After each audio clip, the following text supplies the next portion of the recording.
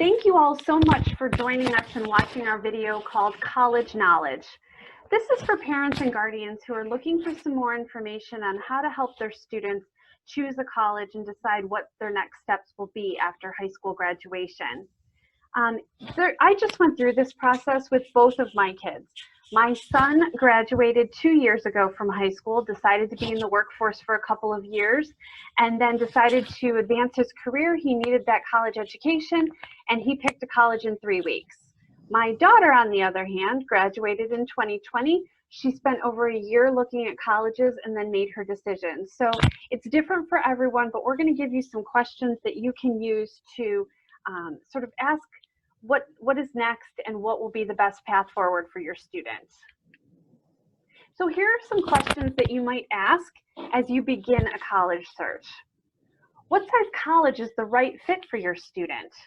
Do they want to be on campus? Do they want to commute? Would they rather be online 100%? Are they looking for a rural, suburban, or urban campus? What majors are offered? How's the health and safety on that campus?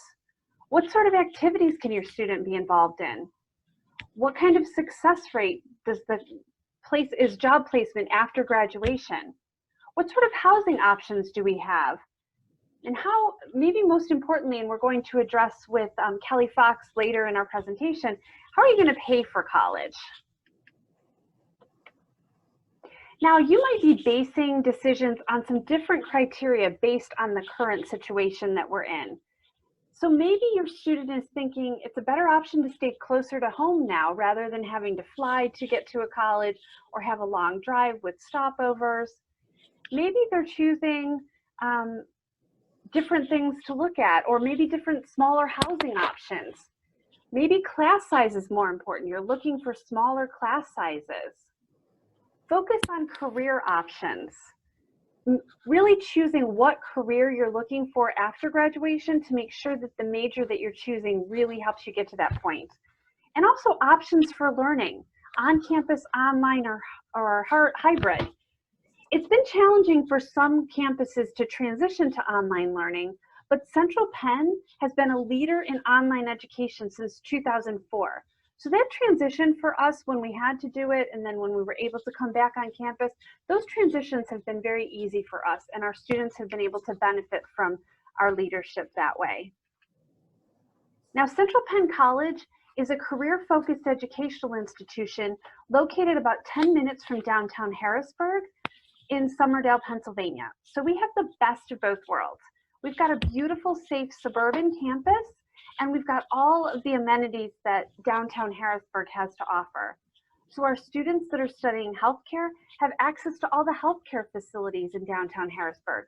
We have state government 10 minutes away. So we have all the benefits of the city, but we're in a safe suburban campus. We have about 1,100 students in our diverse student population, and we have a small campus with a big sense of community here at Central Penn. Now, as I mentioned, you really want to think about the career that your student is looking for after graduation to make sure that the degree and the major that they're pursuing is the correct one. So an associate's degree typically takes 2 years to earn, and you can see the options that we have available here for you. And a bachelor's degree typically takes 4 years to earn, and again, we have very career-focused majors that are available for students. Our legal studies program can be put together with our 2+3 program in conjunction with Widener University, which means that your student would have 2 years here on campus, transfer to Widener for the following 3 years, and they would be able to earn their Juris Doctorate within 5 years instead of the typical 7. So it's a great opportunity if your student is looking for a career in the legal field. Now, our accelerated terms here at Central Penn College mean that our students can get out into the workforce even sooner. So we have an 11-week term and a 2-week break in between. So your student could graduate in May or June from high school, start with us with our summer term in July, and be able to go year-round with our summer, fall, winter, and spring terms. The great thing is if your student gets that July start, they can earn a scholarship just for getting a head start on their college career. Now, because of these accelerated terms and being able to have the opportunity to go year-round, it means that your student can earn their certificate in as little as 9 months. Their associate's degree that we talked about typically takes 2 years to earn. They could earn that in as little as 15 months plus an internship, getting them out into the workforce even sooner. That bachelor's degree that typically takes 4 years to earn, your student could earn that in just 3 years plus an internship. And that internship is an important piece of our curriculum here at Central Penn, because that internship means that not only does your student graduate with a degree, but they also have work experience on their resume to show potential employers. Now, it's important to take a look at our instructors and our class size, because we have a 15-to-1 student to instructor ratio. So especially in these times of social distancing and keeping groups small, we have that already in place. And we have opportunities for students to really get to know their classmates and their instructors well. And the great thing about our instructors here at Central Penn is that they have real-world experience. They are either currently employed in or have been employed in the fields they're teaching. So they bring that expertise and that real-world experience to their classrooms every day, and they share that with your student. That personalized instruction cannot be beat. Now, if your student is interested in playing athletics, we do have some sports teams here on campus. We have men's and women's basketball, men's and women's soccer, baseball, and women's volleyball. Our students play in the USCAA conference on a Division II level. And this small school conference means that we can schedule across conferences and divisions to give our student athletes a very unique athletic experience. And if intercollegiate sports isn't really your student's speed, but they're interested in staying fit and active, we do have intramural and club sports available here on campus. Now, if your student is interested in esports and gaming, we do have a competitive esports team here on campus. You can see this gaming lounge that is dedicated to our esports team. It's set up a little bit differently now due to social distancing, and our students are wearing masks on campus. But this gives you an idea of the equipment that we have available for our students to remain competitive. And the great thing is that our team has competed with other schools across Pennsylvania and nationally. So it's a great opportunity if your student is into gaming for them to continue with that once they hit the collegiate level. And one of the most important things that I can tell students is to make sure when you get on campus, get involved. We have over 20 student clubs and organizations here on campus, and it means that a student can continue with something that they enjoyed in high school, or they can step out of their comfort zone and try something new. It's a great opportunity to be involved in leadership on campus, whether it's through student government and making decisions on campus, or maybe your student's interested in the nightly news and doing blog posts and podcasts and broadcasts, keeping our student body informed of what's going on around the college. We've also been able to have virtual and socially distant in-person events for our residential population. So we've had different tournaments, we've had bingo and trivia, we've had outdoor exercise classes and Zumba and Pilates online over Zoom. It's a great opportunity for students to get involved and to meet other students as well. Now, our Student Services Department is available for all students, whether they're here on campus or studying online. We have an advising department that works with students from day one to help them set up their schedules and make sure that they're on track for graduation. They'll check in throughout the term, and they're available to students if they have any questions about their schedule or planning ahead for their future terms. We do have a counseling department that's available free of charge and is very easy to schedule for our students. So if a student's having a difficult time transitioning to college life, or they're just going through something difficult and would like someone to speak to, our counselors are available to them free of charge. You can see in this photo that we have a learning center that is staffed by professional and peer tutors. So we have professional tutors that are available to work with students, but these peer tutors are students who have succeeded in the classes that they're tutoring, so they really have experience and knowledge that they can share with you. We also have online resources available to students whether it's difficulty with a math problem or wanting someone to look over an English paper or a paper for another class, or perhaps you just want to have some study skills to learn how to study more efficiently. Those are all available through our Learning Center. And our Office of Equity and Multicultural Affairs has a variety of programs across campus to make sure that everyone feels welcome and included here at Central Penn College. Now, how do we help our students to do well after graduation? As a career-focused educational institution, we want to make sure that our students succeed after graduation. 90.6% of our students were employed in their chosen field or continuing their education within a year of graduation. What does that mean exactly? Well, let me tell you, when I was searching college websites with my kids at home, I came across a statistic that said 99% of our graduates have a job within a year of graduation. I thought, that's it, sign us up. So I dug a little bit deeper. And for example, they had a student who had earned a bachelor's degree in criminal justice. 6 months after graduation, they were working at Taco Bell. Great job, good food, regular paycheck, but that wasn't in their chosen field of criminal justice. When we do our survey here at Central Penn, we're looking to see if our students are employed in their chosen field. So for example, a student who has earned an associate's degree as a physical therapy assistant is employed as a physical therapy assistant after graduation. Perhaps someone who earned a bachelor's degree in information technology is employed as a network engineer for a major company.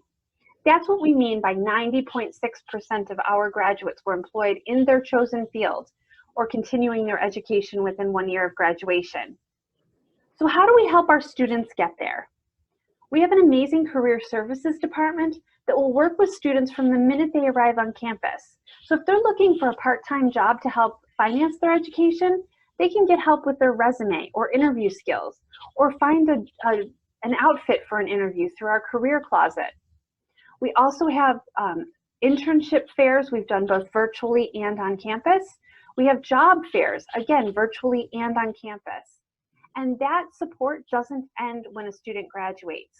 Alumni are able to come back and look for jobs or have some advice given to them by our career services department. We want to make sure that our students, graduates, and alumni succeed after graduation. Housing is such an important part of the college experience. And we have a small but active residential population here on campus. We have what we call super suites. These super suites are 7 students living together, sharing a common area, but each of those 7 students has their very own room. We've had single rooms for a long time, so we're perfectly set up for these uncertain times. Our students have 1 person to a room, and you're sharing a bathroom with just 1 other individual. So it's a great opportunity to have that sense of community, but also to have your very own space. Now, we do allow students to bring cars on campus from day 1. We do require a parking pass, but that parking pass is free through our Office of Public Safety. The best thing about our housing that Kelly will speak to you a bit more about is our free housing. It's a great opportunity for students. Now, we have been working really hard to make sure that our students can remain on campus. So we've had students on campus since our fall term began in October. We've been following all CDC and Pennsylvania guidelines, so our classrooms are set up in a socially distant fashion and masks are required on campus. We do have healthcare for students through a partnership with UPMC, so we have a clinic here on campus and access to nurses 24/7. We also have sanitation stations and additional cleaning happening throughout campus. So we really are doing all we can to keep our students safe. Now, public safety is an important office here on campus, and it's staffed 24 hours a day, 7 days a week. This means that if a student would like an escort, if they're walking home from the library late at night or the computer lab and they just like an escort, they can certainly call public safety for that. We also have a UTIP system that allows for anonymous reporting. So see something, say something. And that way it will go directly to public safety and they can work on that. Now, I did mention that we can do parking passes through public safety, and they also issue student IDs. The admissions process can be a confusing one, and we've really tried to simplify it for you here at Central Penn. Our application is free and available on our website at centralpenn.edu. You can access it through our website and even do it on your phone. It only takes a few minutes. We do require a 500-word essay on the student's involvement in school or community. We do require high school transcripts, but SATs and ACT scores are optional. We have been test optional for several years and will continue to be so.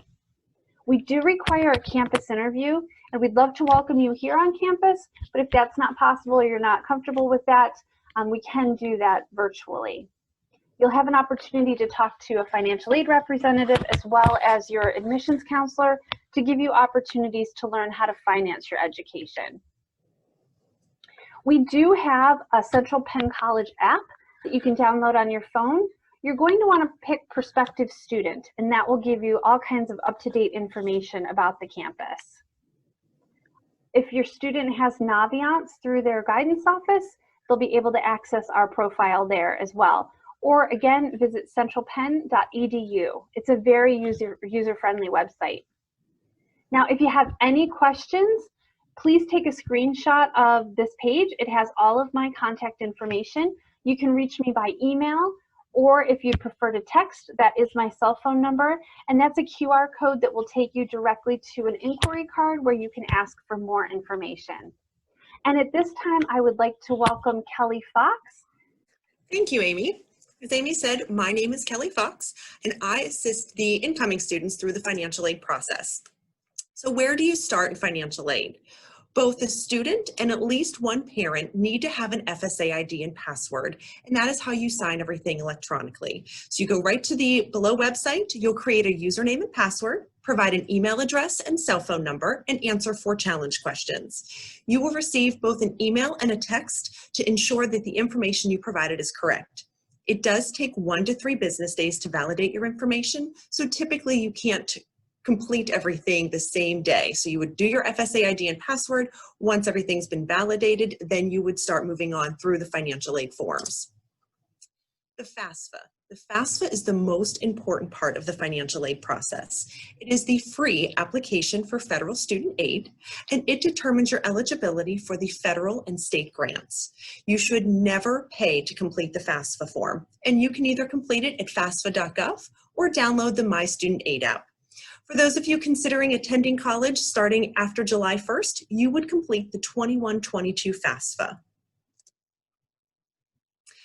Once you go to the FAFSA website, it is the student's FSA ID and password that is entered. It is their FAFSA form, so they would enter their FSA ID and password to start the financial aid process. So what goes on the FAFSA form? It is the student's information and then the parent's information of who the student lives with. And for this year, it'll be your 2019 taxes. If there is joint custody in the household, it is the parent who supports the child more than 50% whose information is provided. We get a lot of questions about, can my student be independent? Only if they are over the age of 24, a veteran enrolled in a graduate or professional program, which would be a master's or doctorate, married, or a ward of the court or have a legal guardian, can the student be considered independent. If they don't meet that criteria, a parent does need to be listed on the FAFSA form. So what all do they ask? They're asking student demographic information, name, address, social, birth date, school selections. Students can list up to 10 schools on the FAFSA form. If they have more than 10 schools, start with 10 schools, get the award letters, and then change all the schools up, get different award letters, and then once you're lowering your criteria or once you're making your selection, then you can change it again to your final 10 schools. They'll ask you your dependency status, so they'll want to know if you're over the age of 24, married, a ward of the court, or a veteran. They'll ask for parent demographic information, and then again for this year, your 2019 tax information. FAFSA has created what's called an IRS data retrieval tool, so you'll actually be able to pull all the information from the IRS directly onto the student's FAFSA. Since the student logged in with their FSA ID and password, they can actually just use the IRS data retrieval tool if they file taxes. But parents will need to manually enter their FSA ID and password to use the IRS data retrieval tool. So what are some of the benefits of pulling the information over directly from the IRS? If you would be randomly selected for verification, then the school doesn't need copies of your tax transcripts. We're able to process financial aid quicker since everything was directly sent over from the IRS, and you don't need to sit there and go through your entire tax return to answer all of the questions. So what are some tricks of the trade? Answer every question, even if you feel it is insignificant. Make sure you enter your high school name, city, and state. This really helps FIA, the state grant agency in Pennsylvania, process your eligibility much faster. It will ask if the student has their first bachelor's degree. For those of you just graduating high school, you do not have it yet. Although you may be working on it, since you don't have it, you need to answer no. Parents, unfortunately, do not count in the number of college, even if you are taking full-time classes. It is only the children in the household when they're asking for how many are in college. Read each question. FAFSA will pre-populate a lot of the questions with a 0, but that does not mean that the answer is 0. So read each question, even if it's already pre-populated with a 0. And students do not need to be accepted to a college to submit the FAFSA form. We actually encourage students to submit it as early as possible so we can move quicker once they've been accepted. What are the grant amounts? For this year, the government have not released the amounts yet. So for 21-22, we are not quite sure, but looking at 2021, these are what we're looking at. For the federal Pell Grant, when you would submit the FAFSA form, you'd get an expected family contribution. If it falls between 0 and 5712, the student is Pell Grant eligible, somewhere between $639 and $6,345 for the year. If you're a Pennsylvania resident, the FIA amount, again, varies each year. The $37.71 is typically the maximum, and FIA determines the amount, not the schools. The federal SEOG grant is another grant through the federal government. Each school has their own funding amount. Funds are typically limited, which is why we tell families to apply early, and you must be federally Pell Grant eligible to qualify for the federal SEOG grant. For those of you who are Pennsylvania residents, the most important deadline that exists for you is May 1st. You must have your FAFSA on file by May 1st to even be considered for the state grant. Once you file the FAFSA, they will email the email address you listed to have you verify your Pennsylvania residency. They'll provide the website and the information. You'll create an account and you'll just verify your driver's license or state ID number, what high school you graduated from, and some very easy Pennsylvania residency questions. You must successfully complete a percentage of your courses each year to receive this fund. So FIA makes sure that you are passing classes if you do receive this grant. And you do need to take more than 50% of your courses on ground to receive the state FIA grant. Student loans are typically a part of most financial aid packages. For a student to receive the loan, they would go to studentloans.gov and sign in with their FSA ID and password.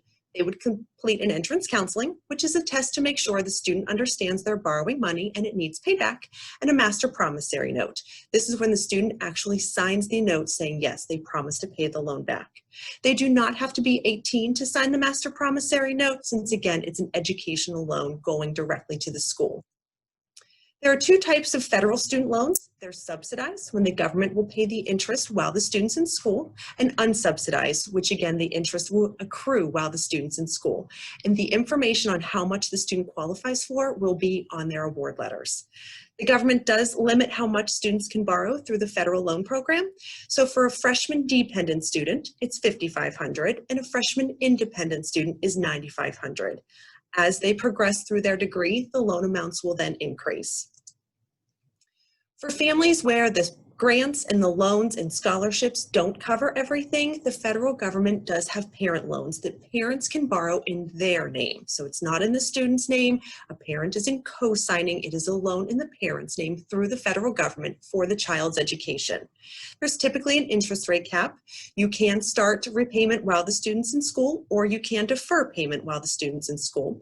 It's a credit check. So as long as you pass the credit check, you are eligible to borrow up to the cost of attendance. So you can borrow the tuition bill plus additional funds for books if needed. If a parent doesn't pass the credit check, then the student is eligible for additional student loan money in their own name. If a parent would want the Parent Plus loan, they go to the same website the students do, studentloans.gov, but they would log in with their FSA ID and password and submit the Plus application. You would know immediately if it's approved or denied, and if it's approved and the parent does want the loan, they would then submit the Plus Master Promissory Note, just as the student submitted their promissory note. For parents who do not want to borrow a Plus loan, there are private loans that students can borrow with any creditworthy cosigner. It doesn't have to be a parent, but it can be. We just tell families to watch the interest rates and check the fee structure, since typically that's all based off of the credit of the cosigner. Definitely ask the college on who they recommend. Typically, you are required to submit additional documentation, which is W-2s and driver's licenses. Applications are typically processed in 24 hours, so you don't know immediately if it's approved or denied, but typically within a day that you do. And if you do decide to use a private loan, always notify the school of which lender so they can look for that loan to come through. Every school handles work study differently. So most students will go get a job on campus and then get paid paychecks in their own bank account. But some schools will use the work study program, and that money will come directly off of the tuition bill. So the student wouldn't see the money per se, but it'd be taken off their tuition bill. Typically they're minimum wage and the hours are limited each week. If that doesn't fit into the student's budget, then there are usually part-time jobs on campuses that students can apply for. Scholarships are a very important part of any financial aid package, so definitely check the website for any of the schools you're considering for scholarship applications. Apply early. Most scholarships can be combined and matched. Never pay for a scholarship search, and definitely check with the student and parent employer guidance office and community for scholarship opportunities. Once the school has all the information needed and the student's been accepted, typically that's when the award letters are mailed. It will list the grants, scholarships, and loans that the student applied for. Make sure that you understand the total cost of the school when reviewing the award letter.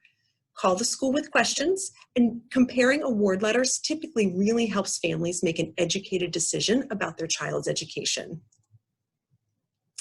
This is the 1-800 number where you can call in and talk to the admissions or financial aid office. Thank you for listening to our presentation.